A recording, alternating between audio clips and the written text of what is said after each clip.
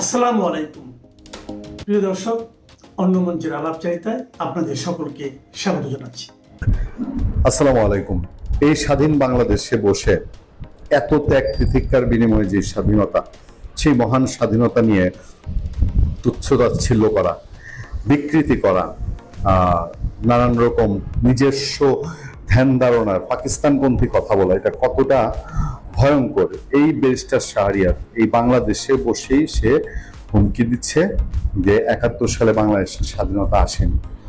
কি হয়েছে? ৭১ সালে পাকিস্তান থেকে মুক্তি পেয়ে বাংলাদেশ ভারতের হাতে নাকি পরাধীন হয়েছে, এবং সে এটাও দাবি করছে যে মূল স্বাধীনতা এসছে ২৪শে জুলাই। বিদেশি ষড়যন্ত্রের মধ্যে দিয়ে একটা সরকারের পতন ঘটিয়ে আরেকটা সরকার এসছে, সেটা কিভাবে স্বাধীনতা হয় এই বিকৃত মস্তিষ্কের মানুষের পক্ষে এটা কি বোঝা সম্ভব? শুধু কি কয়েকটা বই পড়লেই আর ব্যারিস্টার হলেই বাংলাদেশে জ্ঞানী হয়ে যায়? চলেন আজকে একটু চোখ ফিরাই তার আরেকটি বক্তব্যের দিকে। আওয়ামী লীগ নেমে দেখো, এরপর মানুষ জনস্রোত টুঙ্গিপাড়া দেয়, মিশাই দেয় পুরা টুঙ্গিপাড়াকে, সেটা নিশ্চয় আওয়ামী লীগ চায়।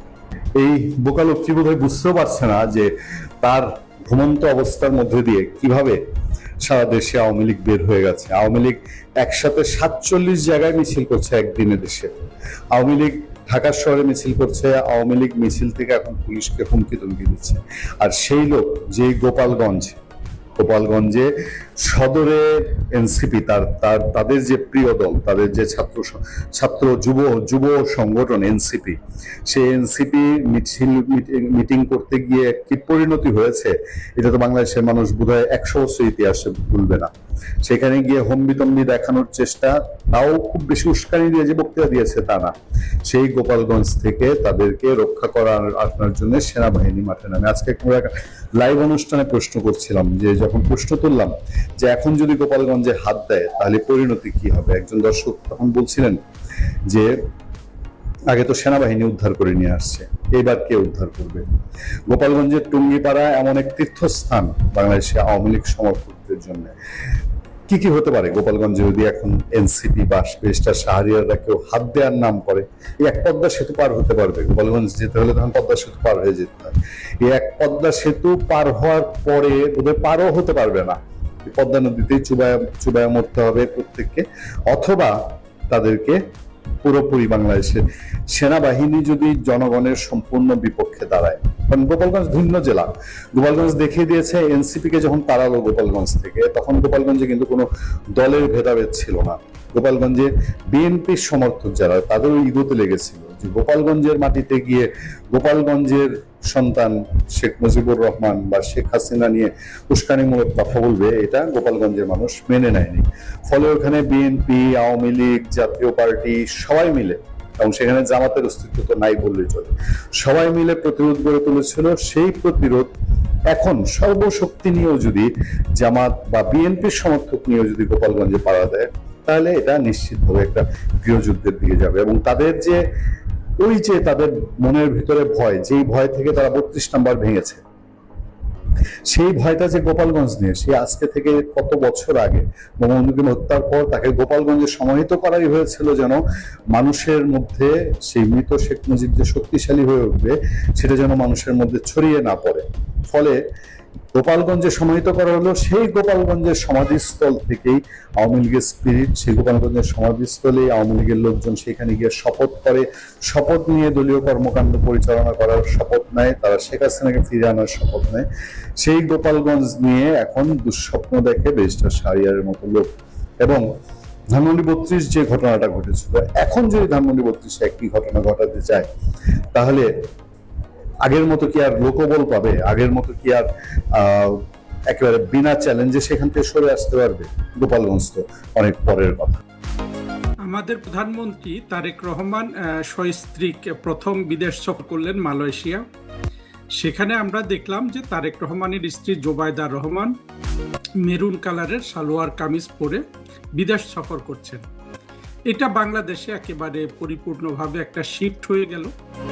আমরা যদি তারেক রহমানের আম্মুকে দেখি, প্রধানমন্ত্রী খালেদা জিয়া, যিনি প্রেসিডেন্ট জিয়াউর রহমানের স্ত্রী হিসাবে বিদেশ সফর করেছেন, পরবর্তীতে প্রধানমন্ত্রী হিসাবে বিদেশ সফর করেছেন, অনেক সফর করেছেন জাতিসংঘ সহ।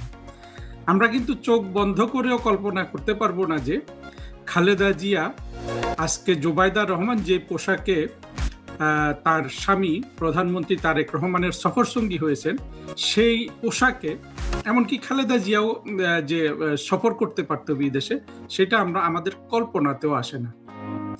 আমি এই পাশাপাশি একটা ভিডিও আমার ইউটিউবে অলরেডি আপনার আপলোড করা হয়েছে, যে কিভাবে পাকিস্তান বাংলাদেশে তাদের সাংস্কৃতিক আধিপত্য চালিয়েছে বাংলাদেশের মুক্তিযুদ্ধের পরে, বিশেষ করে বঙ্গবন্ধুর হত্যাকাণ্ডের পরে। আপনারা অনুগ্রহ করে সেই ভিডিওটা দেখবেন। এখানে আমি শুধু দেখালাম এবং আমি অবাক হয়ে গেলাম আজকে প্রথমে এটা দেখে যে ওই ভিডিওটা কতটা সত্য আপনারা বুঝতে পারবেন। তারেক রহমানের স্ত্রীকে আজকে দেখে আমার কাছে মনে হলো যে পাকিস্তানের একজন বিখ্যাত রাজনীতিবিদ আছেন, পাকিস্তানের প্রাক্তন প্রধানমন্ত্রী নওয়াজ শরীফের কন্যা মারিয়াম নওয়াজ, যিনি পাকিস্তানের পাঞ্জাব প্রদেশের মুখ্যমন্ত্রীও ছিলেন। আপনারা যদি দেখেন আপনাদের মনে হবে যে মারিয়াম নওয়াজের একটা ইমেজ চলছে তারেক রহমানের স্ত্রী হিসাবে, কিংবা বেনজির ভুট্টো। এখন কথা হলো, এর জন্য কি জোবাইদা রহমানকে আমাদের অনেক দোষ দেওয়া যাবে? কারণ সাংস্কৃতিক আধিপত্য তো পাকিস্তান চালিয়েছে জামাত হেফাজতের মাধ্যমে। একেবারে আধিপত্য শুরুতে হলো বঙ্গবন্ধুর হত্যাকাণ্ডের পরে এটা বেড়েছে, এবং এমনভাবে বেড়েছে যে আজকে জোবাইদা রহমান একা না, বাংলাদেশের আসলে সব ধরনের নারী পাকিস্তানি পোশাকে সেজেছেন। একটা জিনিস হতে পারে, জোবাইদা রহমানের বলতে পারেন হয়তো, জানি না, এগুলোকে তারা তো আর গুরুত্ব দিবেন না, যে শাড়ি পরাচ্ছে ওইটা মানে যা উনি পরেছেন ওইটা আরামদায়ক। এটা কি আসলে যুক্তিযুক্ত হবে? কারণ অনেক নারী তো শাড়ি পরেছেন। আমরা তো বেগম খালেদা জিয়া সম্পর্কে জানি, উনি আরামদায়ক পোশাক না হলে তো শাড়িকে সম্মান জানাতেন না। এতদিন আমাদের এমনকি ফরেন সার্ভিসের মেয়েরাও অনেক কষ্টে শাড়ি পরতো, অনেকে এমনিতেও পরে পছন্দ করে, অনেকে কিন্তু আবার পরতে চায় না। এখন ওরা একটা ভালো এক্সকিউজ পেয়ে গেল। আমার ধারণা দেখবেন যে সবাই শাড়ি ছেড়ে পাকিস্তানি পোশাক ধরেছে, এবং ধরলে আর কেউ কিছু বলতে পারবে না। ওরা বলবে প্রধানমন্ত্রীর স্ত্রী যদি পাকিস্তানি পোশাক পরতে পারে, আমাকে আপনি বাধা দেয়ার কে? আর এইভাবে আসলে আমাদের দেশটা, পাকিস্তান তো হয়েই গেল। তবে আরেকটা জিনিস এখানে মজার বিষয়, যে তারেক রহমান প্রধানমন্ত্রী হওয়াতে তো আমরা অন্তত জানলাম যে জোবাইদা রহমানের পোশাক দেখে অন্তত সমালোচনা আমি করছি না, আমি জাস্ট ইঙ্গিত করছি যে কিভাবে আমরা চেঞ্জ হয়ে গেলাম। ধরুন এনসিপি কিংবা জামাত যদি আজকে প্রধানমন্ত্রী হিসাবে বিদেশ সফর করতো, আমরা কিন্তু একটা সৌদি আরবের ওই বুরকাই দেখতাম, চোখও দেখতাম না, নাকও দেখতাম না, সেটা দেখতাম না আমরা। তো যা হোক, এই পর্যন্ত আপনারা ওই ভিডিওটা দেখবেন। আর হুমায়ুন কবির কিছু কথাবার্তা বলেছে, কালকে আমি একটা চ্যানেলে এটা নিয়ে কথা বলেছি, প্রধানমন্ত্রীর বিদেশ সফর নিয়ে ভারতের বিরুদ্ধে হুমায়ুন কবির বিষোদ্গার করেছে। এটার আমি একটা আলাদা ভিডিও করব, বাংলাদেশ ভারত সম্পর্ক কোন দিকে যাচ্ছে সেটা নিয়ে, ওটা আলাদাভাবে আসবে, আপনারা দেখবেন। বাংলাদেশে কার্যক্রম নিষিদ্ধ থাকা আওয়ামী লীগের ৭৭তম প্রতিষ্ঠাবার্ষিকী ২৩শে জুন। এরই মধ্যে দেশের পুলিশ ও স্বরাষ্ট্র মন্ত্রণালয়ের পক্ষ থেকে এই দিনটিকে ঘিরে সহিংসতা হতে পারে এমন আতঙ্কে সতর্কতা জারি করা হয়েছে। উল্টো দিকে আওয়ামী লীগ ও অঙ্গ সংগঠনের নেতাকর্মীদের মিছিলের সংখ্যা বাড়ছে। এতদিন যেটি দেখা যায়নি সেটিও ঘটেছে ২১শে জুন গাজীপুরে। মহানগর যুবলীগের মিছিল থেকে পুলিশকে হুমকি দেওয়ার একটি ভিডিও সামাজিক যোগাযোগ মাধ্যমে ছড়িয়ে পড়েছে। আওয়ামী লীগের একাধিক সূত্রে জানা গেছে, বাংলাদেশের বিভিন্ন জেলা ও উপজেলা এবং থানা এলাকার মধ্যে কমপক্ষে ৩০০ থেকে ৩৫০টি স্থানে মিছিল করতে চায় দলটি। এর মধ্যে কয়েকটি শহরে বড় ধরনের মিছিলের আয়োজন করে নিজেদের অবস্থানের জানান দিতে চায় তারা। অন্যদিকে পুলিশের একাধিক সূত্র বলছে, ৫টি স্থানে দলটির নেতাকর্মীদের সমাগম ঠেকানোর প্রস্তুতি নিয়ে রেখেছে পুলিশ। দলটির প্রতিষ্ঠা বার্ষিকীর বিভিন্ন কর্মসূচিকে কেন্দ্র করে যে কোনো ধরনের অপ্রীতিকর ঘটনা এড়াতে এবং নগরের নিরাপত্তা বজায় রাখতে পুরো ঢাকা মহানগর নিরাপত্তার চাদরে ঢেকে ফেলার পরিকল্পনা নেওয়া হয়েছে। ঢাকায় 18,000 পুলিশ সদস্য নিয়োগের সিদ্ধান্ত নেওয়া হয়েছে। অন্য স্থানগুলোতে সহিংসতা না হলে পুলিশের পক্ষ থেকে আওয়ামী লীগের তৎপরতা ঠেকানোর তেমন কোনো কৌশল নেই। তবে বিভিন্ন জেলা শহরে দলটির স্থানীয় কার্যালয়ের সামনে পুলিশকে সতর্ক অবস্থানে থাকতে বলা হয়েছে। তবে পুলিশের উদ্বেগ যতটা না আওয়ামী লীগকে নিয়ে, তার চেয়ে বেশি হলো আওয়ামী লীগের নেতাকর্মীদের উপর হামলা চালিয়ে একটি গ্রুপ ফায়দা লুটতে পারে। পুলিশের একটি সূত্র নিশ্চিত করেছে, মাঠে আওয়ামী লীগের সাথে সরাসরি মুখোমুখি অবস্থানে যেতে চায় না পুলিশ। তাদের বরং চাওয়া বৃষ্টির সম্ভাবনা। ওই দিন ব্যাপক বৃষ্টিপাত হলে আওয়ামী লীগ ও এর অঙ্গ সংগঠনের তৎপরতা এমনিতেই কমে যাবে এমন ধারণা পুলিশের। বাংলাদেশের আবহাওয়া অধিদপ্তরের পূর্বাভাসে বলা হয়েছে, 23শে জুন দিনের বেলা ভারী বজ্রপাত সহ ব্যাপক বৃষ্টির সম্ভাবনা 65%। অন্যদিকে আওয়ামী লীগ ও অঙ্গ সংগঠনগুলো ভিন্ন কিছু করে শুধু সরকারই নয়, দলটির হাই কমান্ডকেও চমকে দেওয়ার কথা বলছে। বাংলাদেশের স্বাধীনতা যুদ্ধের ইতিহাসে ওতপ্রোতভাবে জড়িত দল আওয়ামী লীগ তার 77 বছরের ইতিহাসে একাধিকবার নিষেধাজ্ঞার মুখে পড়েছে। আওয়ামী লীগ প্রতিষ্ঠিত হয় 1949 সালে পূর্ব পাকিস্তান আওয়ামী মুসলিম লীগ হিসেবে। পরে 1955 সালে নাম পরিবর্তন করে রাখা হয় আওয়ামী লীগ। প্রতিষ্ঠার 1 দশক পূরণের আগে দলটির উপর প্রথম বড় ধাক্কা 1958 সালে। তখন পাকিস্তানে সামরিক শাসন জারি হয়। সে সময় আওয়ামী লীগের রাজনৈতিক কার্যক্রম ও সভা সমাবেশ কঠোরভাবে দমন করায় দলটি অনেকটা নিষ্ক্রিয় হয়ে পড়েছিল। সেই সাথে আওয়ামী লীগের শীর্ষ নেতৃবৃন্দ যেমন হোসেন শহীদ সোহরাওয়ার্দী ও বঙ্গবন্ধু শেখ মুজিবুর রহমান সহ অনেককে গ্রেপ্তার করা হয় এবং 1963 সাল পর্যন্ত তাদের আটক ও নজরদারির মধ্যে রাখা হয়। পরে বঙ্গবন্ধু শেখ মুজিবুর রহমান ও তাজউদ্দিন আহমেদ সহ তরুণ নেতারা আওয়ামী লীগকে নতুনভাবে সংগঠিত করেন এবং 1966 সালে 6 দফা দাবি উত্থাপন করেন, যা পূর্ব পাকিস্তানের স্বায়ত্তশাসনের জন্য একটি গুরুত্বপূর্ণ পদক্ষেপ ছিল।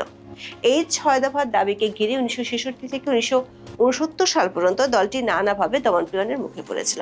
দ্বিতীয় দফা 1971 সালের 26শে মার্চ পাকিস্তানের তৎকালীন প্রেসিডেন্ট ইয়াহিয়া খান জাতির উদ্দেশ্যে ভাষণে আওয়ামী লীগকে রাষ্ট্রদ্রোহী ঘোষণা করে সম্পূর্ণ নিষিদ্ধ করেন। এই ঘোষণার সাথে সাথে আওয়ামী লীগের নেতাদের বিরুদ্ধে তখন গ্রেফতারি পরোয়ানা জারি করা হয়। ইতিহাসবিদরা মনে করেন, এই নিষেধাজ্ঞা বাংলাদেশের স্বাধীনতা আন্দোলনের একটি গুরুত্বপূর্ণ মোড় ছিল। যুদ্ধ চলাকালীন বঙ্গবন্ধু শেখ মুজিবুর রহমান পাকিস্তানের কারাগারে থাকলেও তাজউদ্দিন আহমেদ, সৈয়দ নজরুল ইসলাম, ক্যাপ্টেন মনসুর আলী সহ দলটির সিনিয়র নেতারা 10 এপ্রিল ভারতের আগরতলায় মুজিবনগর সরকার গঠন করেন।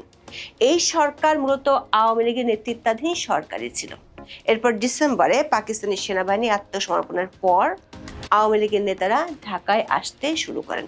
1975 সালের 15 আগস্ট বঙ্গবন্ধুকে সপরিবারে হত্যা করা হলে বাংলাদেশ আওয়ামী লীগ একটি গভীর রাজনৈতিক সংকটে পড়ে, যার ফলে দলটি কার্যত নিষ্ক্রিয় হয়ে যায়। এই হত্যাকাণ্ডের পর একই বছরের নভেম্বরে সেনা সমর্থিত খন্দকার মোশতাক আহমেদ রাষ্ট্রপতি হলে আওয়ামী লীগ রাজনৈতিকভাবে কোণঠাসা হয়ে পড়েছিল। সে সময় দলটির অনেক নেতা গ্রেপ্তার বা গৃহবন্দী হন, যার কারণে কার্যত বিপর্যস্ত হয়ে যায় আওয়ামী লীগ। যেমনটা দেখা গিয়েছিল 2024 সালের 5 আগস্ট ইউনূস প্রধান উপদেষ্টার দায়িত্ব নেওয়ার পর। 15 আগস্ট হত্যাকাণ্ডের সময় শেখ হাসিনা ও শেখ রেহানা বিদেশে থাকায় প্রাণে বেঁচে যান। এরপর 1981 সালের 17 মে শেখ হাসিনা দেশে ফিরে আসেন। শেখ হাসিনার নেতৃত্বে আওয়ামী লীগ 1982 সালের এরশাদ সমর্থিত সামরিক শাসনের বিরুদ্ধে গণতান্ত্রিক আন্দোলনে যুক্ত ছিল। 1982 থেকে 1990 সাল পর্যন্ত এরশাদ সরকার আওয়ামী লীগকে সরাসরি নিষিদ্ধ না করলেও দলটি নানা ধরনের রাজনৈতিক দমন পীড়ন, নিষেধাজ্ঞা ও দমনমূলক পদক্ষেপের মুখোমুখি হয়। এরশাদের স্বৈরশাসনের বিরুদ্ধে সভা সমাবেশ, বিক্ষোভ, হরতাল এবং পত্রপত্রিকায় বিবৃতি দেওয়ায় শেখ হাসিনাকে 1983 ও 1987 সালের মধ্যে 4 দফা গৃহবন্দী করা হয়েছিল। ফলে আন্তর্জাতিক ও অভ্যন্তরীণ চাপের মুখে এরশাদ 1986 সালে রাজনৈতিক দলগুলোর উপর নিষেধাজ্ঞা প্রত্যাহার করেন এবং নির্বাচন ঘোষণা দেন। ওই বছর জাতীয় সংসদ নির্বাচনে অংশগ্রহণের মাধ্যমে আবারও সক্রিয় রাজনীতিতে ফিরে আসে আওয়ামী লীগ। পরের বছর থেকে আওয়ামী লীগ ও বিএনপি যৌথভাবে এরশাদ বিরোধী আন্দোলন শুরু করে। বিবিসি বাংলার এক রিপোর্টে বলা হয়েছে, 2001 সালে বিএনপি নেতৃত্বাধীন 4 দলীয় জোট সরকার ক্ষমতায় আসার পর আওয়ামী লীগ এবং এর সমর্থকদের উপর ব্যাপক দমন পীড়ন ও রাজনৈতিক সহিংসতা চালানো হয়েছিল। 111-এর পর আওয়ামী লীগ সভানেত্রী শেখ হাসিনাকে গ্রেপ্তার করা হয় এবং একাধিক দুর্নীতির মামলায় অভিযুক্ত করা হয়। সেনা সমর্থিত তত্ত্বাবধায়ক সরকার -2 নীতির মাধ্যমে আওয়ামী লীগ নেত্রী শেখ হাসিনা ও বিএনপি নেত্রী খালেদা জিয়াকে রাজনীতি থেকে সরিয়ে দেওয়ার চেষ্টা করেছিল তখন। তবে 2008 সালের নির্বাচনে বিজয়ের মাধ্যমে আবারও রাজনীতিতে সক্রিয় হয়ে হচ্ছে আওয়ামী লীগ। এরপর দীর্ঘ 15 বছর শাসন করে দলটি। কিন্তু 2024 সালের 5 আগস্টের পর থেকে অতীতের যে কোনো সময়ের তুলনায় এবার আওয়ামী লীগ ভিন্ন এক পরিস্থিতিতে পড়েছে। বিশ্লেষকরা বলছেন 15 বছরের শাসনামলে এই রাজনৈতিক দলটি 3টি বিতর্কিত নির্বাচন আয়োজন, বিরোধী মত দমন, দলীয়করণ, ব্যাপক দুর্নীতির অভিযোগের মুখে পড়েছে। তবে আওয়ামী লীগের এই 15 বছরের শাসনামলে ব্যাপকভাবে উন্নয়নের কথাও আন্তর্জাতিক বিভিন্ন সংস্থার রিপোর্টে উঠে এসেছে। দলটির পক্ষ থেকে অভিযোগ করা হয়, এই উন্নয়নের ধারা নস্যাৎ করতে দলটিকে ষড়যন্ত্র করে ক্ষমতা থেকে সরানো হয়েছে। এর মধ্যে 2025 সালের 10 মে ইউনূসের অন্তর্বর্তী সরকার আওয়ামী লীগের কার্যক্রম নিষিদ্ধ করে। নির্বাচন কমিশন দলটির নিবন্ধন স্থগিত করায় তারা বিগত সংসদ নির্বাচনে অংশ নিতে পারেনি। বিএনপি নির্বাচনে জয়লাভ করার পর ইউনূসের সিদ্ধান্তকে বহাল রাখে গত প্রায় 2 বছর ধরে দলটির অনেক নেতাকর্মী গ্রেপ্তার হয়েছেন, অনেকে দেশ ছাড়তে বাধ্য হয়েছেন, অনেকে নানামুখী নির্যাতনের শিকার হয়ে মারা গেছেন। তবে দলটির সভানেত্রী শেখ হাসিনা দেশে ফেরার ঘোষণা দেওয়ার পর থেকে বাংলাদেশে আওয়ামী লীগ ও অঙ্গ সংগঠনগুলোর তৎপরতা ব্যাপক আকারে বেড়েছে। পুলিশের প্রতিবেদন অনুযায়ী এতটাই বেড়েছে যে স্বাভাবিক পুলিশি তৎপরতা দিয়ে আওয়ামী লীগের কার্যক্রম ঠেকানো প্রায় অসম্ভব হয়ে পড়েছে। দলটির একাধিক জ্যেষ্ঠ নেতার দাবি, আওয়ামী লীগ তাদের ইতিহাসে একাধিকবার নিষেধাজ্ঞা ও সংকটে পড়েও রাজনীতির মূলধারায় ফিরে এসেছে। গত 2 বছরে আওয়ামী লীগের জনভিত্তির বাস্তবতা প্রমাণিত হয়ে গেছে। এমন পরিস্থিতিতে তারা 77তম প্রতিষ্ঠা বার্ষিকীতে নিজেদের শক্তির জানান দিতে চায়। আওয়ামী লীগ যে দিবসটিকে ঘিরে ব্যাপক শোডাউন করতে চায় সে তথ্য পুলিশ ও গোয়েন্দা রিপোর্টে উঠে এসেছে। প্রথমে পুলিশ, তারপর বাংলাদেশের স্বরাষ্ট্রমন্ত্রী সালাউদ্দিন আহমেদের বক্তব্যে 23 জুন আওয়ামী লীগের প্রতিষ্ঠা বার্ষিকী উপলক্ষে পুলিশকে যে বিশেষভাবে সতর্ক থাকার নির্দেশ দেওয়া হয়েছে সেটি উঠে এসেছে। গত 18 জুন পুলিশ সদর দপ্তর থেকে এই বিষয়টি জরুরি বার্তা পাঠানো হয়। এতে সারা দেশে পুলিশ সদস্যদের প্রয়োজনীয় সতর্কতার পাশাপাশি নিরাপত্তামূলক ব্যবস্থা নেওয়ার নির্দেশনা দেওয়া হয়েছে। ডিআইজি কামরুল হাসানের সই করা ওই চিঠিতে পুলিশ সুপারদের আইন শৃঙ্খলা পরিস্থিতি নিয়ন্ত্রণে রাখার নির্দেশ দেওয়া হয়েছে। অন্যদিকে পুলিশের সতর্কবার্তাকে চ্যালেঞ্জ হিসেবে নিয়েছে আওয়ামী লীগের নেতাকর্মীরা। 23 জুন সামনে রেখে দেশে ও বিদেশে একাধিক বৈঠক হয়েছে। এসব বৈঠকে কর্মী সমর্থকদের সক্রিয় করার উপর জোর দেওয়া হয়। গত 2 দিনে দলটির বেশ কয়েকটি বৈঠকে নেওয়া পরিকল্পনা অনুযায়ী আওয়ামী লীগের অঙ্গ সংগঠনগুলো 23 জুন কমপক্ষে 300 থেকে 350টি মিছিল করতে চায়। একের পর এক মিছিলের ভিডিও দিয়ে সামাজিক মাধ্যমে বড় ধরনের শোডাউন করতে চায়। প্রতিষ্ঠা বার্ষিকীতে রাজধানী ও জেলা পর্যায়ে মিছিলকে প্রধান কর্মসূচি হিসেবে নির্ধারণ করা হয়েছে। আইন শৃঙ্খলা রক্ষাকারী বাহিনীর নজরদারি এড়িয়ে কর্মসূচি সফল করতে স্থান ও সময় নির্ধারণ করে সুনির্দিষ্ট কৌশল অনুসরণ করা হচ্ছে। ইতিমধ্যে পুলিশের চোখ এড়িয়ে পোস্টারিং ও লিফলেট বিতরণ করা হয়েছে। প্রকাশ্যে কর্মসূচি পালনের সুযোগ না পেলেও দলের প্রতিষ্ঠা বার্ষিকী উপলক্ষে 23 জুন ভার্চুয়ালি আলোচনা সভা সহ বেশ কিছু কর্মসূচির ঘোষণা দিয়েছে আওয়ামী লীগ। দলটির অফিসিয়াল ফেসবুক পেজ ও ইমেইলে পাঠানো সংবাদ বিজ্ঞপ্তিতে বঙ্গবন্ধু ভবন প্রাঙ্গণ, বর্ণী কবরস্থান ও টুঙ্গিপাড়ায় বঙ্গবন্ধুর কবরে শ্রদ্ধা নিবেদন, প্রচারপত্র বিলি, মিলাদ দোয়া মাহফিল সহ বেশ কিছু কর্মসূচি পালন করা হবে বলে দাবি করা হয়েছে। এছাড়া 23 থেকে 30 জুন সহযোগী সংগঠনগুলোর ব্যানারে ভার্চুয়ালি আলোচনা সভার কথা বলা হয়েছে। পুলিশের একটি সূত্র মতে দলীয় কার্যালয়, ধানমন্ডি কার্যালয়, বর্ণী কবরস্থান, টুঙ্গিপাড়া সহ 5টি স্থানে তারা আওয়ামী লীগের ওই দিনের কর্মসূচির উপর বিশেষ নজর রাখবে। এছাড়া কিছু জেলা শহরে পুলিশের তৎপরতা বাড়ানো হয়েছে। পুলিশ বলছে দলটি যেভাবে সারা দেশে মিছিলের সংখ্যা বাড়িয়েছে সেটি পুলিশ দিয়ে দমন করা সম্ভব নয়।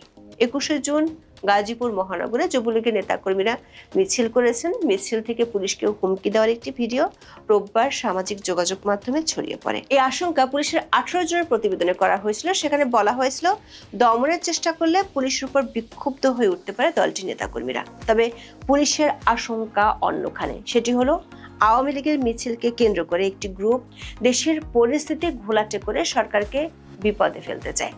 এই গ্রুপটি আওয়ামী লীগের মিছিলের উপর সহিংস হামলা চালাতে পারে। এরই মধ্যে পুলিশ প্রতিবেদনে বলা হয়েছে, আওয়ামী লীগের ঠেকাতে জাতীয় নাগরিক পার্টি ও দলটির ছাত্র সংগঠনের নেতা কর্মীরা বিভিন্ন স্থানে অবস্থান নিতে পারেন। এতে সংঘর্ষের আশঙ্কা করছে পুলিশ।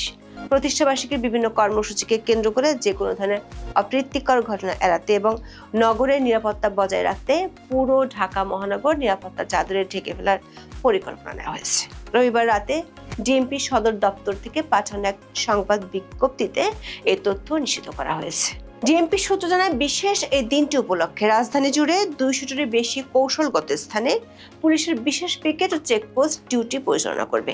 একই সাথে ঢাকা নিরাপত্তা নিশ্চিত করতে মহানগরের একটি প্রবেশ পথে কড়া চেকপোস্ট ও তল্লাশি কার্যক্রম জোরদার থাকবে, যাতে কোনো বহিরাগত বা সন্দেহভাজন ব্যক্তি বিশৃঙ্খলা সৃষ্টি করতে না পারে। নিরাপত্তা নিশ্চিত করতে ডিএমপির 18,000-এর বেশি অফিসার ও ফোর্স মাঠে থাকবে। পুলিশের একটি সূত্র বলছে, 23 জুন রাজধানী ঢাকা সহ সারা দেশে ব্যাপক বৃষ্টি হওয়ার আশঙ্কা করছে পুলিশ।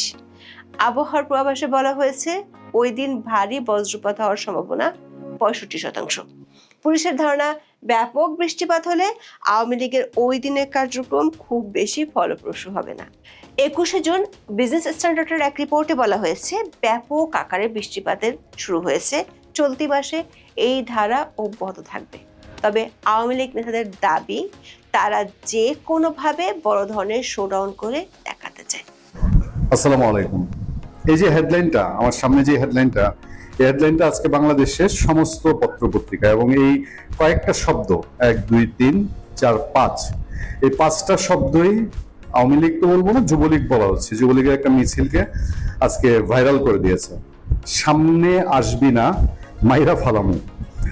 এই কথাটা খুব অ্যাগ্রেসিভ, হুমকিদায়ক নিঃসন্দেহে, কিন্তু অ্যাগ্রেসিভ এবং হুমকিদায়ক হলেও এই 5 শব্দই আজকে বাংলাদেশে যুবলীগের একদম ক্ষুদ্র মিছিল। কারণ আওয়ামী লীগ যুবলীগের লোক সমর্থন যদি চিন্তা করেন, তাহলে এই 100-200 মানুষের মিছিল তেমন বড় কোনো মিছিল না, কিন্তু সেই মিছিল থেকে এই কথাটা বলা হয় একদম সারা বাংলাদেশে একটা হুলস্থুল অবস্থা। দেখেন, একদিকে 23শে জুন কেন্দ্র করে, 23শে জুন কি হতে পারে, আওয়ামী লীগ তার প্রতিষ্ঠাবার্ষিকীতে নিজে কোনো কর্মসূচি ঘোষণা করেনি।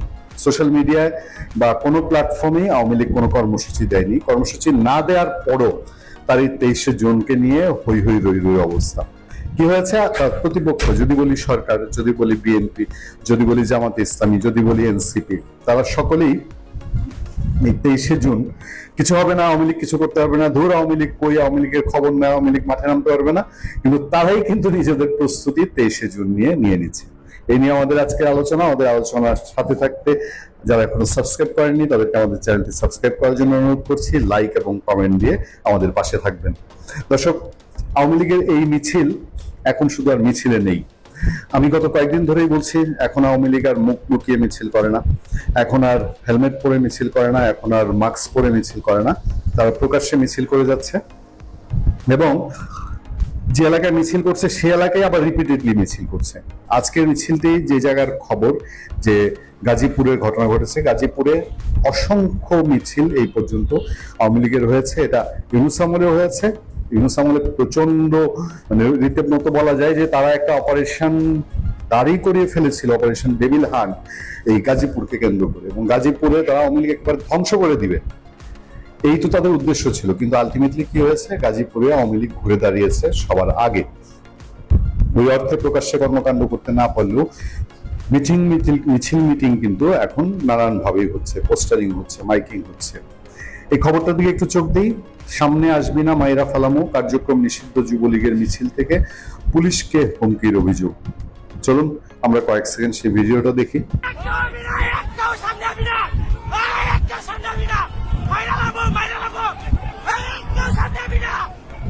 সেই খবরটাই বলা হচ্ছে, কার্যক্রম নিষিদ্ধ যুবলীগের ব্যানারে গাজীপুর মহানগরে এক মিছিল থেকে পুলিশ সদস্যদের লক্ষ্য করে হুমকিমূলক বক্তব্য দেওয়ার অভিযোগ উঠেছে। ছড়িয়ে পড়া মিছিলটিও যাচাই করছে বাসন থানা পুলিশ। এবার সেই বাসন থানা পুলিশের আপনারা দেখতে পাচ্ছেন যে মিছিলটি যাচ্ছে, এবং মিছিলে লোকসংখ্যা যে খুব বড় তা নয়। কয়েকজন পুলিশ হয়তো ঘটনাস্থলে কাছাকাছি 2-4 জন পুলিশই ছিলেন, যে কারণে পুলিশকে উদ্দেশ্য করে তারা এই বক্তব্য দিচ্ছেন। আমরা যদি বলি যে আওয়ামী লীগ এখন শুধু এই বিক্ষিপ্ত মিছিলের মধ্যে সীমাবদ্ধ নয়, তারা নোয়াখালীতে যা করেছে তা মিছিলের চেয়েও বেশি। নোয়াখালীতে পুলিশের নাকের ডগায় তারা মিছিল করেছে এবং সেখানে হুমকি দেওয়ার প্রয়োজন পড়ে নাই, কারণ এত বেশি লোক ছিল মিছিলে যে পুলিশের পক্ষে সেটা বাধা দেওয়ার আর সাহস হয় নাই। নোয়াখালীতে তারা আবার বিএনপির সাথে বিবাদে জড়িয়েছে। ঢাকায় সবচেয়ে নাড়া দেওয়া মিছিলগুলোর মধ্যে এই সপ্তাহে সেই মিছিল করেছে তেজগাঁয়ে। সেই মিছিলে এবং আওয়ামী লীগের মিছিলে দম্পতির উপস্থিতি, স্বামী স্ত্রী দুজন মিলে মিছিল করছেন। প্রতি মুহূর্তেই এটা একটা কোনো না কোনো ভেরিয়েশন আসছে। ফলে নিঃসন্দেহে বলা যায় যে আওয়ামী লীগকে যে অপ্রাসঙ্গিক মনে করে এনসিপির নেতারা বা এনসিপি মুখপাত্র আসিফ মোহাম্মদ সজীব ভুঁইয়া, সেই অপ্রাসঙ্গিক আওয়ামী লীগ যে অপ্রাসঙ্গিক নাই এটা বলতে বোধহয় আর দ্বিধা নেই। বাংলাদেশের আমার দেশ দৈনিক পত্র আজ একটি প্রতিবেদন ছেপেছে। তার শিরোনামটা হচ্ছে হাসিনার চুক্তি নিয়ে বিপাকে সরকার। বক্তব্য বিষয় সীমান্তে ভারতের কাঁটাতারের বেড়া দেয়া, 1975-এর চুক্তি অনুযায়ী শূন্য রেখা থেকে 150 গজ জায়গা ছেড়ে ভারত সব জায়গাতে দিচ্ছে না বেড়া, এই বিষয়টা বাংলাদেশের আপত্তি গ্রাহ্য করছে না ভারত। কারণ দেখাচ্ছে 2010-এ হাসিনার সঙ্গে করা একটা চুক্তি অনুযায়ী, এবং 1975-এর চুক্তি খুব ভালো, তবে তার জন্যে বঙ্গবন্ধুর নামে সুখ্যাতির একটা শব্দ নেই। আর হাসিনার চুক্তি পছন্দ নয়, সুতরাং হাসিনার চুক্তি খারাপ। যতবার হাসিনার নাম করা হয়েছে ওই আমার দেশ পত্রিকার রিপোর্টে, ততবার তার আগে যোগ করা হয়েছে একটা বিশেষ বিশেষণ, ফ্যাসিস্ট। অবশ্য ফ্যাসিস্ট শব্দটা এখন বাংলাদেশে খুবই পরিচিত শব্দ, পরিচিত এবং বহু ব্যবহৃত। বাচ্চাদের মধ্যে ঝগড়া হলেও নাকি একজন আরেকজনকে আজকাল ফ্যাসিস্ট বলে গালাগাল দেয়। স্বামী স্ত্রীর ঝগড়া হলে এ ওকে বলে ফ্যাসিস্ট, সে ওকে বলে ফ্যাসিস্ট। এমনকি চোরের দলে মতের অমিল হলেও নাকি একজন চোর আরেকজনকে ফ্যাসিস্ট বলে আজকাল বাংলাদেশে। সুতরাং শেখ হাসিনা ফ্যাসিস্ট হবেন এটা নতুন কোনো কথা নয়। আর আমার দেশ পত্রিকার নারীর যোগ যখন জামাত আর পাকিস্তানের সঙ্গে তার জন্মলগ্নে যখন ভারত বিরোধিতা, তখন হাসিনা ফ্যাসিস্ট কেন, আর মোহাম্মদ ইউনূস ফ্যাসিস্ট নয় কেন, কিংবা ভারতের সঙ্গে হাসিনা চুক্তি দেশের স্বার্থ বিসর্জন দিয়ে, আর আমেরিকার সঙ্গে ইউনূসের গোপন চুক্তি দেশের স্বার্থে, এসব নিয়ে প্রশ্ন তোলার, কেন দেশের স্বার্থে সেই চুক্তি, এসব নিয়ে প্রশ্ন তোলার কোনো মানে হয় না। সুতরাং আসা যাক কাঁটাতার 3 বিঘা 2 দেশের সীমান্ত চুক্তির প্রসঙ্গে, যে বিষয় নিয়ে এই প্রতিবেদন। একটা উদাহরণ দিয়ে শুরু করি। একটা উদাহরণ মানে জিনিসটা বোঝাতে, আপনার ধরুন আপনার পাশের বাড়ির প্রতিবেশী একদিন তার সীমানা ঘেঁষে বেড়া দিয়ে দিল। আপনি বললেন এটা তো নিয়মের বাইরে, কেন দিয়েছো এরকম? সে বলল আমি তো আমার জমিতে বেড়া দিচ্ছি, নিয়মের বাইরে হতে যাবে কেন? আপনি বললেন তোমার আর আমার ঠাকুরদা একসঙ্গে পাশাপাশি থাকবেন বলে জমি কিনেছিলেন, তার জন্য পরে একটা চুক্তিও করেছিলেন দুজনে, সেখানে লেখা ছিল সীমানা ঘেঁষে বেড়া দেয়া যাবে না, বেড়া দিতে হলে তুমি 5 হাত ছাড়বে, আমি 5 হাত ছাড়বো, তারপর দেবে বেড়া, মানে 10 হাত ছাড়া। বেড়া দিতে পারো, কিন্তু পাকা পাঁচিল কখনোই তোলা যাবে না, মানে পাকা কনস্ট্রাকশন যেটাকে বলে পার্মানেন্ট কনস্ট্রাকশন, সেটা যাবে না। তাতে মনে হবে কি, মনে হবে আমরা আর বন্ধু নয় শত্রু হয়ে গেছি, কিন্তু আমরা তো বন্ধু। এই মাঝখানে 10 হাত খালি জায়গায় 2 পরিবারের বাচ্চারা খেলা করবে, মেয়ে বউরা শীতের দুপুরে রোদে পিঠা দিয়ে গল্পগুজব করবে, এক জায়গায় বসে বড়ি দেবে, আচার শুকোবে রোদ্দুরে, তাই না? সে বলল, তখন অন্য বললো ঠাকুরদার আমল চলে গেছে, মাঝখানের ওই খালি 10 হাত জায়গা নিয়ে তোমার ছেলেরা যা শুরু করেছে এখন, ওখানে যত রাজ্যের বকাটে ছোকরাদের নিয়ে গাঁজা ভাং খায়, বদমাইশি করে, না বাপু আমি পাঁচিল তুলবো আমার জায়গায়, তুমি বলতে আসবে কেন, আর আমি শুনবই বা কেন? ঠাকুরদারা বন্ধু ছিল, আমাদের মধ্যে তো আর সেই বন্ধুত্ব নেই। এই ঘটনাটাই এখন হচ্ছে বাংলাদেশ আর ভারতের সীমান্তে। আসল ঘটনায় অবশ্য বেড়াটা কাঁটাতারের, আর বিবাদটা শুধু দুটো দেশের নয়, এতে জড়িয়ে আছে দশকের পর দশকের চুক্তি, ষড়যন্ত্র, প্রতিশ্রুতি ভঙ্গ আর রাজনীতির এক জটিল জাল। আজ আমরা এই পুরো ছবিটা একসঙ্গে দেখব। প্রথমে দেখি সীমান্তের মূল সমস্যা কোথায়। বাংলাদেশ আর ভারতের মধ্যে সীমান্তের দৈর্ঘ্য প্রায় 4097 কিলোমিটার। এটা পৃথিবীর পঞ্চম দীর্ঘতম স্থল সীমান্ত। এই সীমান্তের বেশিরভাগ জায়গায় ইতিমধ্যে কাঁটাতারের বেড়া বসানো হয়ে গেছে, কিন্তু এখনও বাকি প্রায় 864 কিলোমিটার যেখানে বেড়া দেয়া হয়নি। 2025 সালের গোড়ার দিকে যখন ভারত সেই বাকি জায়গাগুলোতে বেড়া দেওয়া শুরু করলো, তখন এই বাংলাদেশ সরকার আপত্তি তুলল। তারা বলল বেড়া দেয়া হচ্ছে শূন্য রেখায়, মানে একদম সীমান্তের উপরে 150 গজ খালি রেখে করা হচ্ছে না, এটা নিয়ম বিরোধী।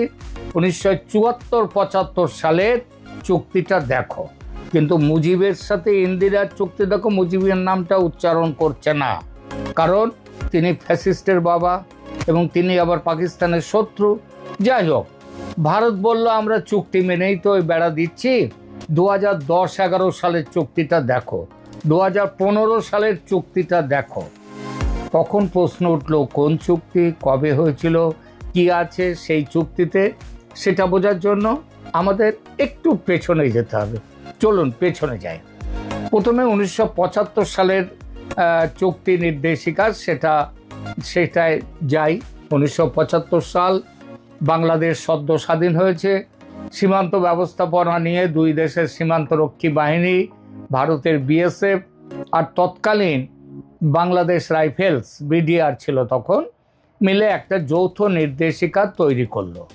সেই নির্দেশিকায় একটা কথা খুব স্পষ্ট করে বলা হলো যে শূন্যরেখার দুদিক মিলিয়ে 300 গজের মধ্যে, অর্থাৎ প্রতিটি দেশের দিকে 150 গজের ভেতরে কোনো প্রতিরক্ষামূলক কাঠামো বানানো যাবে না। কাঁটাতারের বেড়া তো দেয়া যাবেই না। যদি আগে থেকে কিছু থাকে তাহলে সেটাও ভাঙতে হবে। কারণটা সহজ, আমরা বন্ধু দেশ, একজন আরেকজনের সঙ্গে হাতে হাত মিলিয়ে এই দেশটা জন্ম হয়েছে, দেশটাকে স্বাধীন করেছে। সীমান্তের কাছাকাছি কাঠামো তৈরি হলে উত্তেজনা বাড়ে, সন্দেহ বাড়ে, শত্রুতা বাড়ে, মানুষের জীবন বিপন্ন হয়, দুই দেশের সম্পর্ক খারাপ হয়। কিন্তু আমরা তো সম্পর্ক খারাপ করব না, আমরা তো বন্ধু। এই নির্দেশিকাটাকেই বলা হয় 1975-এর যৌথ সীমান্ত নির্দেশিকা। বাংলাদেশ বহুবার এই নির্দেশিকার কথা মনে করিয়ে দিয়েছে ভারতকে। 2005 সালেও যখন ভারত সীমান্তে বেড়া দেওয়া শুরু করছিল, তখন বাংলাদেশ সরাসরি বলে দিয়েছিল 150 গজের মধ্যে আমরা কিছু হতে দেব না, ফেন্সিংয়ের তার কেটে নেব, ভেঙে দেবো। কিন্তু 1975-এর পরেও আছে আবার কিছু চুক্তি। ওই যে গল্পটা বললাম প্রথমে, ঠাকুরদারা চলে গেছে, এইসব চুক্তি পরবর্তী প্রজন্মের। 2010-11, 2014-15 যেগুলোকে বাংলাদেশের বর্তমান সরকার বলছে অসম চুক্তি। অসম চুক্তি কারণ এসব চুক্তি হচ্ছে হাসিনা আমলের, একটা নয় 4-4টে চুক্তি। কেন এই চুক্তি করার দরকার পড়েছিল সেসব এইবার তাহলে একটু বলি। শেখ হাসিনা যখন 2009 সালে ক্ষমতায় আসেন, তখন ভারত বাংলাদেশ সম্পর্ক একটা নতুন অধ্যায়ে ঢোকে। দিল্লি চাইছিল ঢাকার সঙ্গে সুসম্পর্ক বজায় রাখতে। মাঝখানে জিয়াউর রহমানের আমলে বিএনপি জামাত জোট সরকারের আমলে দুদেশের সম্পর্ক খুব খারাপ হয়েছিল। সেই 10 ট্রাক অস্ত্রের গল্প আছে না, ইত্যাদি। তাছাড়া নর্থ ইস্টের যারা সেখানে সন্ত্রাসী, তারা বাংলাদেশে বহাল তবিয়তে থাকছিল, তাদের ছেলেমেয়েরা ঢাকায় স্কুলে পড়াশুনো করছিল। শেখ হাসিনা এসে, এবং এর ফলে কি হয়েছিল, দুদেশের সম্পর্ক খুব খারাপ হয়েছিল। তখন শেখ হাসিনা এসে সম্পর্ক ফেরাবার চেষ্টায়, স্বাভাবিক করার চেষ্টায় লাগলেন। আর সেই প্রেক্ষাপটে একের পর এক সীমান্ত সমঝোতা হতে লাগলো। প্রথম চুক্তি 2010-এর, এটা নিয়ে এই মুহূর্তে সবচেয়ে বেশি বিতর্ক। 2010 সালের এই চুক্তিটি কোন বিষয়ে, সেটা কিন্তু সীমান্ত থেকেও বড় জিনিস হচ্ছে 3 বিঘা করিডোরের বিষয়ে এই চুক্তি ছিল। 3 বিঘা করিডোরের নাম এখন খুব একটা, আমি অন্তত বাংলাদেশের সমস্ত পত্র পত্রিকা সোশ্যাল মিডিয়াতে শুনতে পাচ্ছি না আজকাল। 3 বিঘা চুক্তি 2010 সালে সেটা করেছিলেন শেখ হাসিনা। 2010 সালে 3 বিঘা করিডোর 24 ঘন্টা খোলা রাখার একটা চুক্তি হয়। এই 3 বিঘা করিডোরটা কি, সেটা হচ্ছে ভারতের ভেতরে যেমন বাংলাদেশের কিছু জায়গা, তেমনি আবার বাংলাদেশের ভেতরেও ভারতের কিছু জায়গা রয়েছে। তো এইখানটার জন্যেই হচ্ছে এইগুলো একটা করিডোর না হলে বাংলাদেশের যে জায়গাগুলো ভারতের মধ্যে রয়েছে সেগুলোতে লোকজন, বাংলাদেশের অন্য অঞ্চলের লোকজন কি করে যাবে কিংবা তাদের সাথে যোগাযোগ থাকবে, তার জন্য একটা করিডোর হয়। এই করিডোরের নাম হচ্ছে 3 বিঘা করিডোর। এটা 24 ঘন্টা খোলা রাখার একটা চুক্তি হয়। কিন্তু এই চুক্তিতেই একটি বিতর্কিত ধারা যুক্ত হয়। ধারাটা কি, অঙ্গার পোতা সেখানে শূন্য রেখার ওপরেই কাঁটাতারের বেড়া নির্মাণের অনুমতি দেয় বাংলাদেশ, যা 150 গজ নিয়ম সেই 1975-এ ছিল, সেই নিয়মের ব্যতিক্রম। লালমনিরহাটের 3 বিঘা করিডোর সংক্রান্ত আলোচনার সময় একটা সমঝোতা হয়। কিছু নির্দিষ্ট জায়গায় শূন্য রেখার ওপরেই কাঁটাতারের বেড়া দেওয়ার অনুমতি দেয়া হয়। 150 গজ খালি রেখে নয়, শূন্য রেখার ওপরে, মানে একদম যেখান থেকে জিরো লাইন তার ওপরে বেড়া দেওয়ার চুক্তি হয়। এটাই সেই চুক্তি যেটার কথা আমার দেশ পত্রিকা তাদের ওই প্রতিবেদনে দিয়েছে যে হাসিনার চুক্তি নিয়ে বিপাকে সরকার। কিন্তু কেন এই চুক্তিটা করা হয়েছিল পুরো প্রতিবেদনে সে সম্পর্কে একটা কথা নেই। কারণ এই চুক্তির ফলে 1975 সালের 150 গজের নিয়ম যেটা, সেটা ব্যতিক্রম হয়ে যায় কিছু ক্ষেত্রে। তার মানে 4000-এর মধ্যে মাত্র 800 কিলোমিটার এখন সেটা বাকি আছে সেখানে দিতে। তার মানে 4200 কিলোমিটার তো দেওয়া হয়ে গেছে, তখন কিন্তু ঝামেলা হয়নি। এখন তো হচ্ছে বিশেষ কিছু জায়গায়, পুরো জায়গায় নয়। এখন সেই নজিরের ওপর ভর করে ভারত বলছে আমরা তো 2010 সালে চুক্তি করেছি, সেখানে তো এইটা বলা নেই যে একেবারে 150 গজ রাখতেই হবে। দ্বিতীয় চুক্তি হলো 2011 সালের সেপ্টেম্বরে। ভারতের প্রধানমন্ত্রী মনমোহন সিং ঢাকায় আসেন। সেই সফরে 1974 সালের মুজিব ইন্দিরা চুক্তির একটা বাস্তবায়ন প্রোটোকল সই হয়। এতে কিছু এলাকায় শূন্য রেখায় বেড়া দেওয়ার বিষয়ে সম্মতি আরও স্পষ্ট করে বলা হয়। এখানে বলা হলো 150 গজ খালি রেখে বেড়া দেওয়া যদি সমস্যা হয় তাহলে সেসব জায়গায় শূন্য রেখাতেই বেড়া দেওয়া যাবে। 2011 সালের এই চুক্তির নামটা কি? নামটা হচ্ছে ভূমি সীমান্ত প্রোটোকল ও সমন্বিত সীমান্ত ব্যবস্থাপনা পরিকল্পনা, CBMP। 2011 সালের 6 সেপ্টেম্বর মনমোহন সিং ও শেখ হাসিনার মধ্যে স্বাক্ষরিত এই প্রোটোকলে সুনির্দিষ্ট কিছু এলাকায় শূন্যরেখায় বেড়া দেওয়ার বিষয়ে দুপক্ষ একমত হয়, বিশেষত ডাউকি, তামাবিল এইসব এলাকায়। এরপর 2014-15 সালে আরও একটা চুক্তি হয়। এই পর্যায়ের সবচেয়ে গুরুত্বপূর্ণ ঘটনা ছিল 1974 সালের অসম্পূর্ণ মুজিব ইন্দিরা চুক্তির চূড়ান্ত বাস্তবায়ন। ভারতের সংসদে পাশ করা হয় এই প্রস্তাব 2015 সালে। 6 মে রাজ্যসভায় আর 7 মে লোকসভায় এই ভোট হয়। সেখানে একবারে বিপুল ভোটে 331 শূন্য ভোটে সংশোধনী পাস হয়। এটা ছিল ভারতের সাংবিধানিক বাধ্যবাধকতা। কারণটা কি? কারণটা ওই যে 3 বিঘার কথা বললাম, ওই 3 বিঘা হস্তান্তর করতে গেলে ভারতের জমি, ভারতের মধ্যে বাংলাদেশের যে জায়গাগুলো ছিল, যে ছিটমহলগুলো ছিল, সেগুলো ছিল কম, তার মোট জায়গা কম। আসছি সেখানে।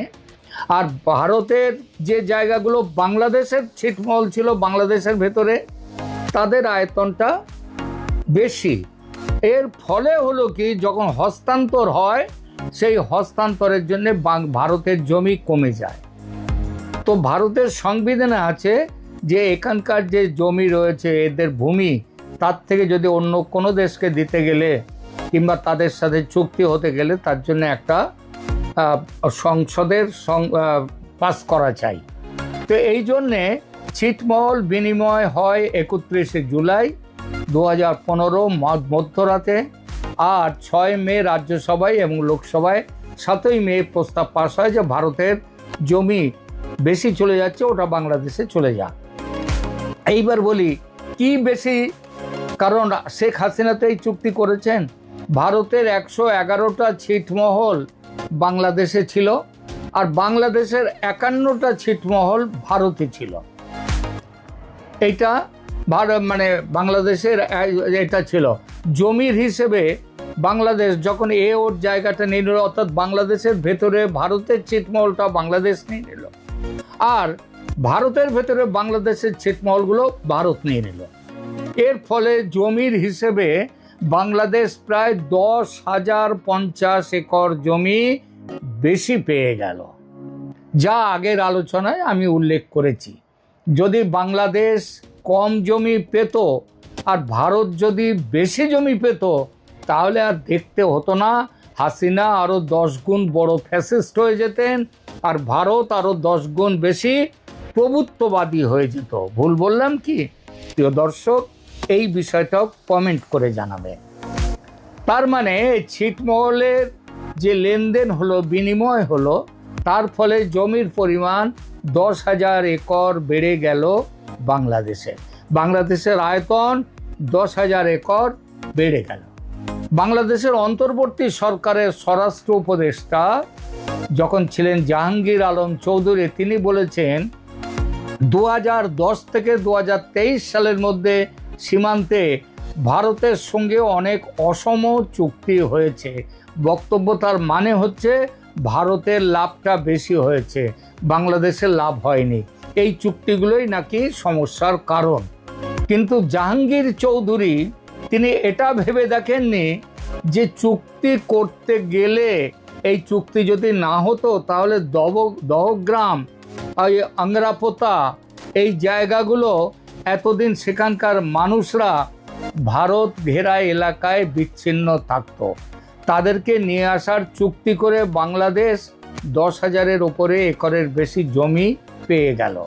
চুক্তি একতরফা হয় না স্যার, কিছু তুমি দেবে, আমি কিছুও দেব, আমি সব দেব, আমি সব নেব, তুমি কিছু দেবে না, এই নিয়ে কোনোদিন চুক্তি হয় না। আর এটা চুক্তি হয় না। সুতরাং অসম চুক্তি বলার আগে একটু ভালো করে ভেবে দেখুন আপনি কি পেয়েছেন আর আপনি কি দিয়েছেন। দুই দেশের সীমান্ত সমস্যার কথা বলতে গেলে ওই যে দহগ্রাম আংরাপোতার কথা বললাম, তো এই প্রসঙ্গে বলি 3 বিঘা করিডোরের কথা আমরা সবাই শুনেছি বহুকাল ধরে, কিন্তু এগুলো জানি না যে 3 বিঘা করিডোর জিনিসটা কি। ভারতের মধ্যে দহগ্রাম এবং আংরাপোতা যে বাংলাদেশের, সেই জায়গাটা, তাদের ওই জায়গাগুলোর ওই 51টা জায়গা, তার চারদিকে হচ্ছে ভারত। ফলে সেখানকার লোকজনের যদি বেরোবার দরকার হতো তাহলে বেরোতে পারতো না, ভারতের ওপর দিয়ে যেতে হতো। 1974 সালের 16ই মে ইন্দিরা গান্ধী আর শেখ মুজিবুর রহমান তাই একটা ঐতিহাসিক চুক্তি সই করলেন, যার নাম মুজিব ইন্দিরা চুক্তি বা ল্যান্ড বাউন্ডারি এগ্রিমেন্ট, LBA। এই চুক্তির 1.14 নম্বর ধারায় একটা বিশেষ বিনিময়ের কথা বলা হলো। বাংলাদেশ ভারতকে দেবে তার অংশ, মানে দক্ষিণ বেরুবাড়ি কোচবিহার জেলার একটি এলাকা, যার আয়তন প্রায় 7.39 বর্গ কিলোমিটার, আর বিনিময়ে ভারত বাংলাদেশকে দেবে 3 বিঘা করিডোর, যার মাত্র 178 মিটার লম্বা আর 85 মিটার চওড়া, সেই একটা ভূমির স্ট্রিপ। এটা পাটগ্রামে। এই স্ট্রিপটা এত গুরুত্বপূর্ণ কেন? কারণ বাংলাদেশের লালমনিরহাটের দহগ্রাম আংরাপোতা ছিটমহল যেটা সম্পূর্ণভাবে ভারতীয় ভূখণ্ড দিয়ে ঘেরা, সেই ছিটমহলের সঙ্গে বাংলাদেশের মূল ভূখণ্ডের একমাত্র সংযোগ এই করিডরটা। এই করিডর না থাকলে দহগ্রামের মানুষ পুরোপুরি বিচ্ছিন্ন। বাংলাদেশ চুক্তির শর্ত মেনে দক্ষিণ বেরুবাড়ি ভারতকে বুঝিয়ে দিল, কিন্তু ভারত সঙ্গে সঙ্গে 3 বিঘা দিতে পারলো না পারার কারণ ওই যে বললাম একটু আগে, সাংবিধানিক জটিলতা। ভারতের সংবিধান অনুযায়ী ভারতীয় ভূখণ্ড অন্য কোনো দেশকে দিতে হলে সংসদের উভয় কক্ষে 2/3 সংখ্যাগরিষ্ঠতায় সাংবিধানিক সংশোধনী পাশ করতে হয়। আর রাজনৈতিক পরিস্থিতি এতটাই বিরূপ ছিল যে সেটা সম্ভব হচ্ছিল না। কারণটা স্পষ্ট, দক্ষিণ বেরুবাড়ির অধিকাংশ মানুষ হিন্দু, তারা ভারতে থাকতে চেয়েছিলেন, কিন্তু চুক্তি মেনে তাদের বাংলাদেশের অধীনে চলে যাওয়ার কথা ছিল। এই মানুষগুলো আন্দোলন করেছেন, সংসদে লবি করেছেন, আর কোনো সরকার এর রাজনৈতিক মূল্য তারা বুঝছিল, তারা রাজনৈতিক মূল্য হারাতে রাজি ছিল না।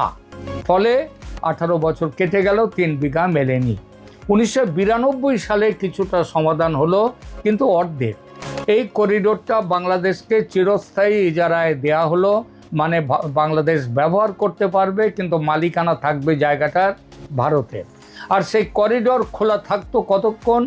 দিনের আলো যতক্ষণ, তারপর বন্ধ। ফলে দহগ্রামের মানুষ রাত হলে বাইরে বেরোতে পারত না, অসুস্থ হলে হাসপাতাল নেই, থানা নেই, পৃথিবীর সঙ্গে যোগাযোগ নেই। 2011 সালে শেখ হাসিনার সরকার এবং মনমোহন সিংয়ের সরকার মিলে করিডোরটা 24 ঘন্টা খোলা রাখার চুক্তি করে। 19 অক্টোবর 2011 শেখ হাসিনা নিজে দহগ্রাম গিয়ে সেই করিডোরের উদ্বোধন করেন। সেদিন দহগ্রামের মানুষের আনন্দের সীমা ছিল না। আজ অবশ্য তারা ভুলে গেছে, রাজনৈতিক নেতারা সেদিনে সেই আনন্দ ভুলিয়ে দিয়েছে।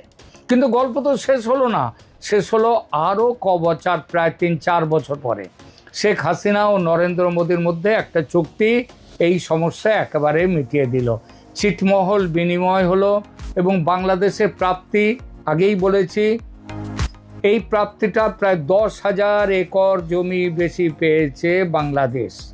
দেখুন, ফ্যাসিস্ট হাসিনা লাভ করলেন নাকি বাংলাদেশের ক্ষতি করলেন? দর্শক, আপনি একটু বিচার করবেন। 2015 সালে ঘটল সেই ঘটনা, যেটার জন্য দুই দেশ 41 বছর অপেক্ষা করেছে।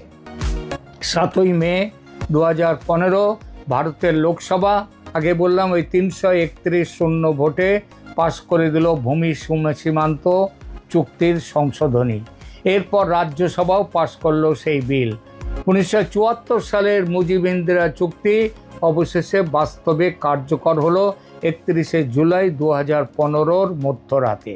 সেদিন বাংলাদেশ আর ভারত মিলে 162টা, 111টা ছিল বাংলাদেশের ছিটমহল ভারতের মধ্যে, তার আয়তন কম, আর ভারতের ছিল 51টা ছিটমহল বাংলাদেশের ভেতরে, তার আয়তন বেশি।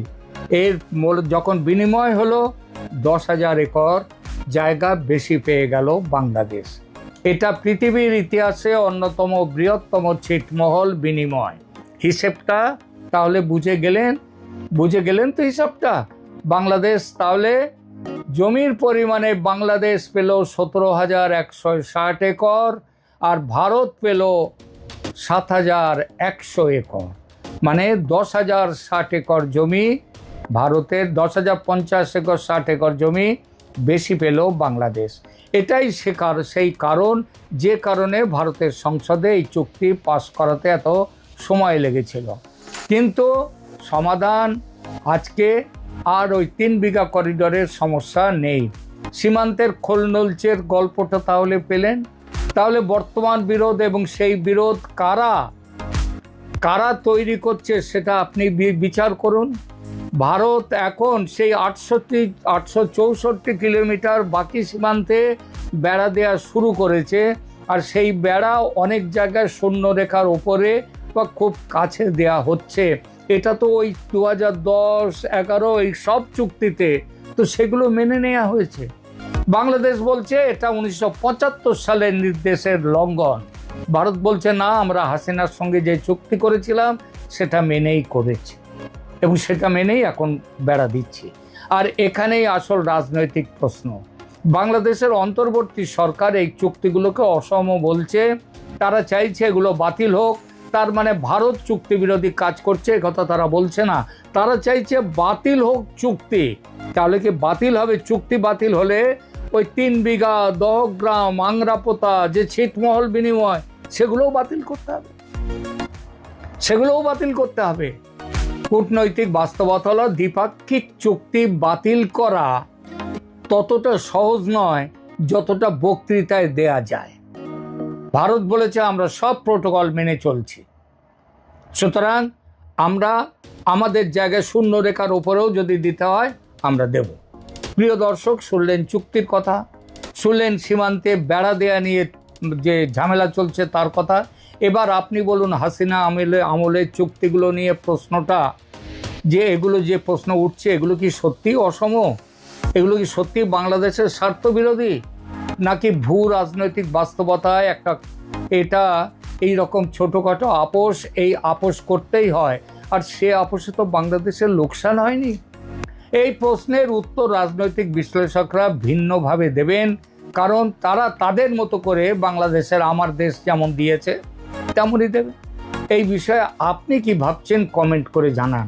আপনি কি মনে করেন হাসিনা সরকারের এই চুক্তিগুলো সত্যিই অসম ছিল, নাকি ভারতের সঙ্গে সম্পর্কের জন্য কিছুটা ছাড় দেয়া জরুরি? আপনারা জানেন যে ভারতের নয়া হাই কমিশনার দীনেশ ত্রিবেদী তিনি গত 5 জুন বাংলাদেশে এসেছেন, কিন্তু আজকে 21শে জুন, তারপরেও তার কোনো নড়াচড়া বা কোনো খবর পাওয়া যাচ্ছে না।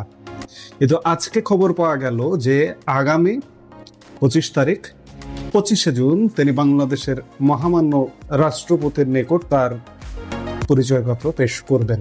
কেন এত বিলম্ব, কেন? এই রহস্যটাই আমরা এই মুহূর্তে আলাপে খুঁজতে চেষ্টা করব। বাংলাদেশ ও ভারতের কূটনৈতিক সম্পর্কের ইতিহাসে এই প্রথম এমন এক ঘটনা ঘটল যা নিয়ে পর্দার আড়ালে নানা আলোচনা আর গুঞ্জন ডালপালা মেলেছে। ভারতের নবনিযুক্ত 16তম হাই কমিশনার দীনেশ ত্রিবেদী বাংলাদেশে পা রাখার দীর্ঘ 20 দিন পর অবশেষে মহামান্য রাষ্ট্রপতির কাছে তার আনুষ্ঠানিক পরিচয়পত্র পেশ করতে যাচ্ছেন। আগামী বৃহস্পতিবার বঙ্গভবনে গিয়ে রাষ্ট্রপতি মোহাম্মদ শাহাবুদ্দিনের কাছে তিনি এই লেটার অফ ক্রিডেন্স হস্তান্তর করবেন। কিন্তু এখানে ঠেকছে সবচেয়ে বড় প্রশ্নটি, 5ই জুন বাংলাদেশে আসার পর কেন দীর্ঘ প্রায় 20 দিন পার হয়ে গেল? কূটনৈতিক প্রোটোকলে এই দীর্ঘ সময় নেওয়ার পেছনে কি শুধুই আনুষ্ঠানিকতার মারপ্যাচ, নাকি পর্দার আড়ালে তৈরি হয়েছিল কোনো প্রচ্ছন্ন জটিলতা? পররাষ্ট্র মন্ত্রণালয়ের একটি অত্যন্ত দায়িত্বশীল সূত্র আজ রোববার সকালে নিশ্চিত করেছে যে ভারতের নতুন হাই কমিশনারের বঙ্গভবন যাত্রার তারিখ চূড়ান্ত। তবে তার আগে শনিবার দুপুরে তিনি ঢাকার কূটনৈতিক প্রোটোকল বা রাষ্ট্রাচারের প্রথম ধাপটি সম্পন্ন করেছেন। দীনেশ ত্রিবেদী গতকাল শনিবার দুপুরে রাষ্ট্রাচার প্রধান বা chief of protocol AFM Zahidul ইসলামের সঙ্গে তার দপ্তরে সাক্ষাৎ করেন। কূটনৈতিক নিয়ম অনুযায়ী ভারতের সাবেক এই প্রভাবশালী রেলমন্ত্রী তার লেটার অফ ক্রিডেন্স বা রাষ্ট্রদূত হিসেবে পরিচয়পত্রের একটি অনুলিপি রাষ্ট্রচার প্রধানের কাছে হস্তান্তর করেন।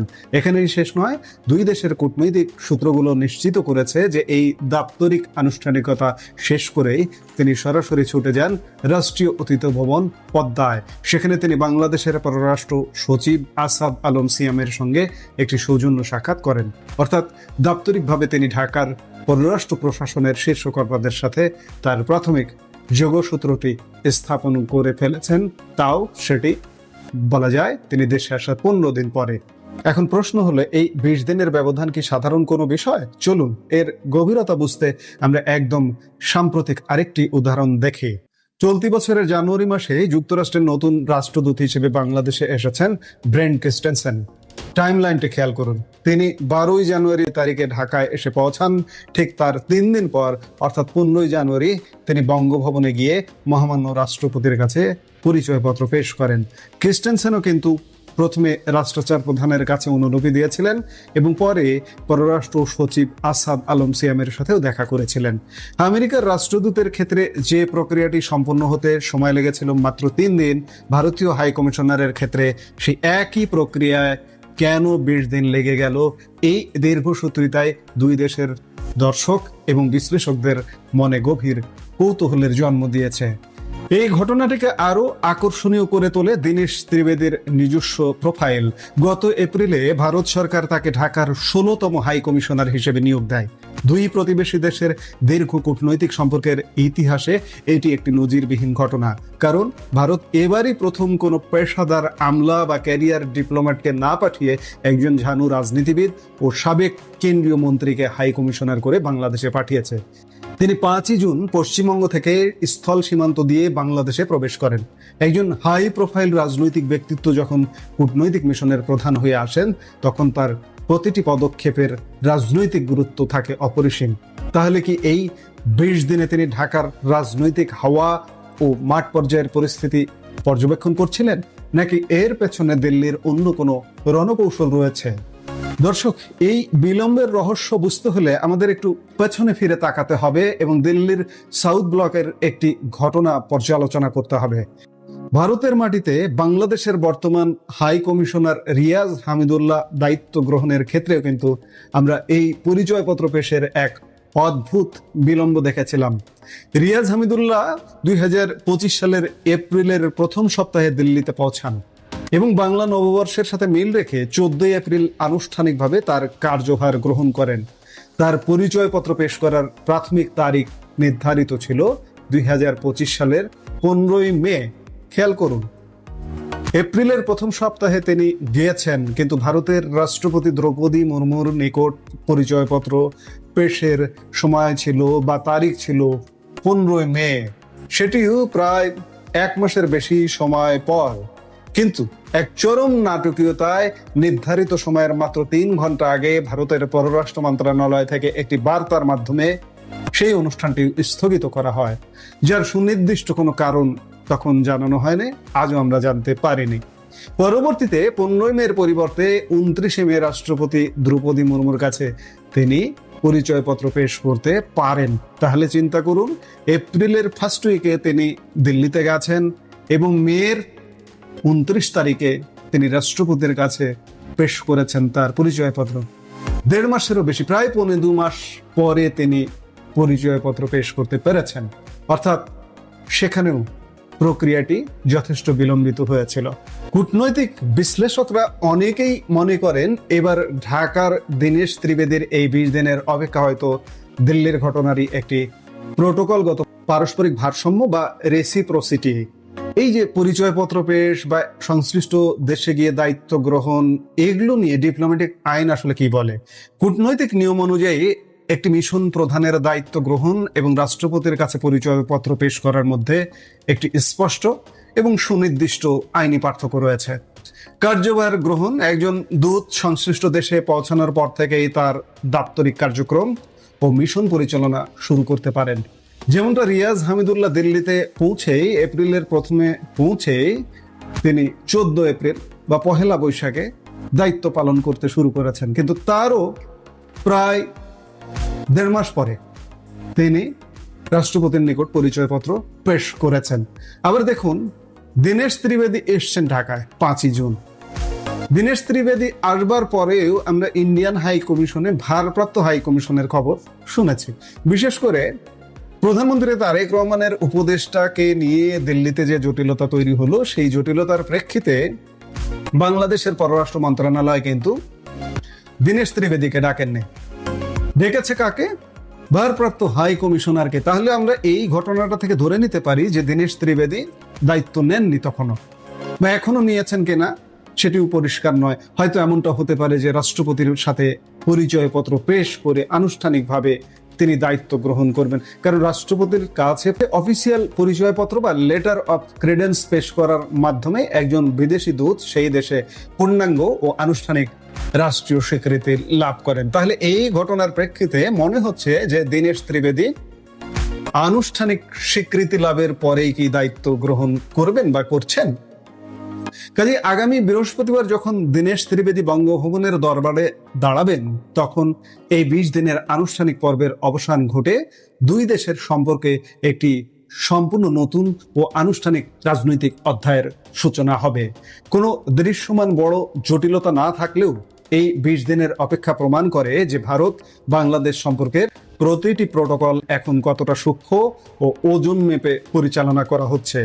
একজন রাজনৈতিক ব্যক্তিত্বকে ভারতের হাই কমিশনার হিসেবে পাঠানো এবং এই 20 দিনের বিলম্ব কি দুই দেশের সম্পর্কে নতুন কোনো সমীকরণ তৈরি করবে, সেটি এখন দেখার বিষয়। আমরা